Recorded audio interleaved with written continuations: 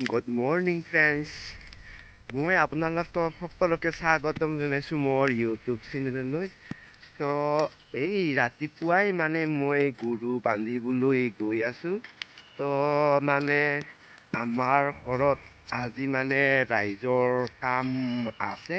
কামটো হৈছে আমাৰ বান্দৰচি মোজাৰ ধানৰ ভঁৰাল আমাৰ ঘৰতে আছে। আৰু এই ধানখিনি 5খন গাঁৱত বিতৰণ কৰি দিয়া হ'ব। প্ৰতিজন খানাত 2 মোনকে দিয়া হয়। কেনেকৈ ধানটো বিতৰণ কৰে সেইটো আপোনালোকক দেখুৱাবলৈ চেষ্টা কৰিম। ভিডিঅ'টো সম্পূৰ্ণকৈ চাই থাকক। চাই ভাল লাগিব।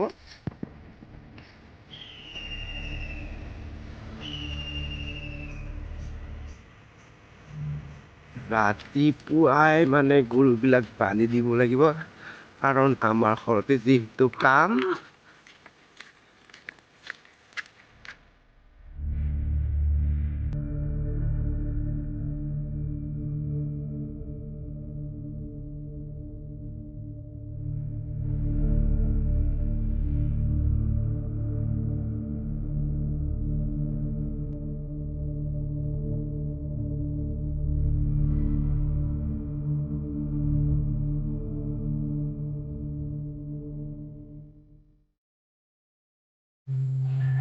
এইটোৱে হৈছে আমাৰ ধানৰ ভঁৰালখন।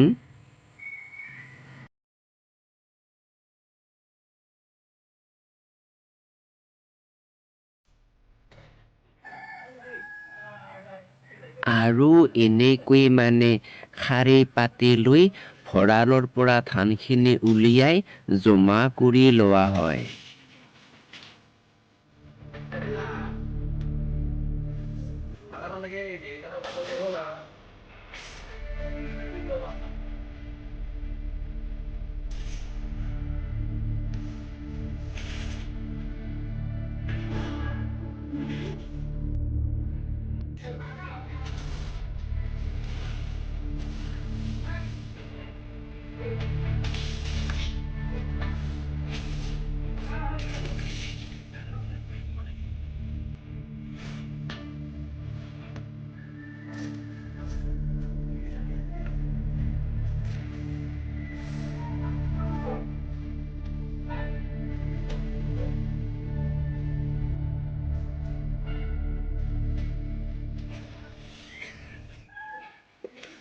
এয়া আমাৰ ভঁৰালত 2জন ধান জুখি দিয়া মানুহ আছে, আৰু ধান জুখি দিয়া মানুহজনক আমি কেৱাল বুলি কওঁ। আৰু কেৱাল 2জনৰ নাম হৈছে, এজনৰ নাম মনাৰাম ৰাভা আৰু আনজন হৈছে জীৱেশ্বৰ ৰাভা। আৰু এজন ব্যক্তিক ধান সম্পূৰ্ণ দিয়াৰ পাছত আমাৰ ধানৰ হিচাপ ৰখা 2জন ব্যক্তি থাকে, আৰু সেই ব্যক্তিজনক আমি চান দিয়া ব্যক্তি বুলি কওঁ।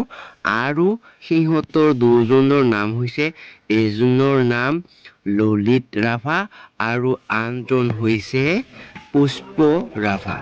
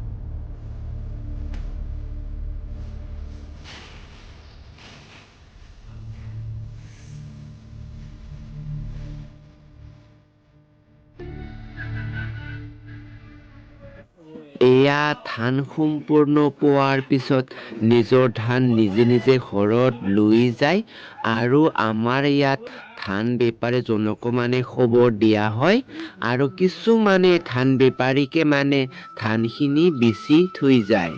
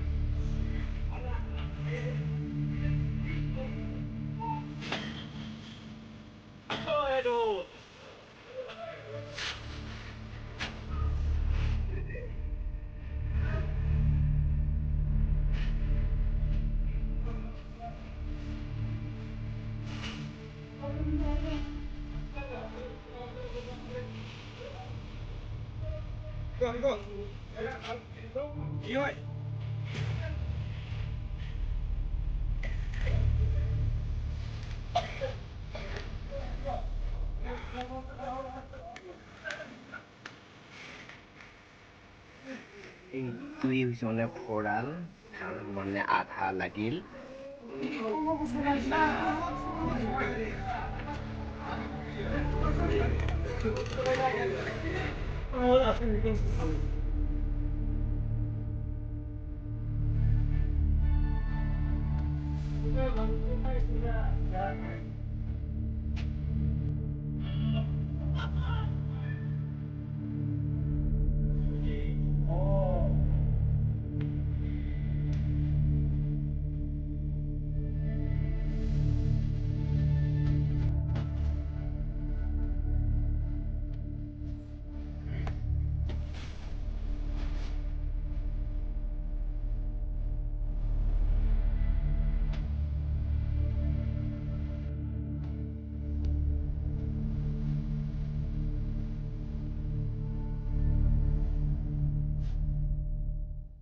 এইটোৱে হৈছে আজিৰ ধান বিতৰণ কৰা ভিডিঅ'টো।